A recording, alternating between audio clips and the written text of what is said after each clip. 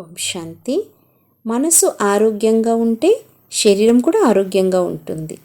వైద్యులు సూచించిన ఆహారం తీసుకోవటము, రోజు క్రమం తప్పకుండా వ్యాయామం చేయటము, ఉపవాసం పాటించటము ఇవన్నీ చాలా మంచి పద్ధతులు. కానీ వైద్యనాథుడు పరమాత్మ సూచించిన ఆలోచనలను చేయటం ద్వారా, ప్రతిరోజు క్రమం తప్పకుండా రాజయోగ మెడిటేషన్ ధ్యానం చేయటం ద్వారా మానసికంగా ఆరోగ్యంగా ఉంటారు.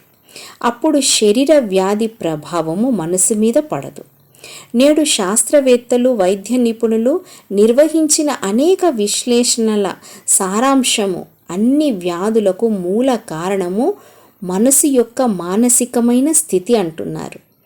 మాత్రలు మరియు టానిక్ల కంటే మనసు యొక్క ఆలోచనలు చాలా శక్తివంతంగా పనిచేస్తాయి. మనసు సురక్షితంగా శక్తివంతంగా ఉండే మార్గము రాజయోగ మెడిటేషన్.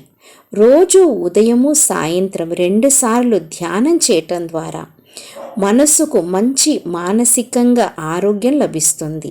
శారీరక అనారోగ్యము దాని ప్రభావము సమాప్తమవుతుంది. మనసు శక్తిశాలిగా ఉంటే శరీరం కూడా ఆరోగ్యవంతంగా ఉంటుంది. ఓం శాంతి.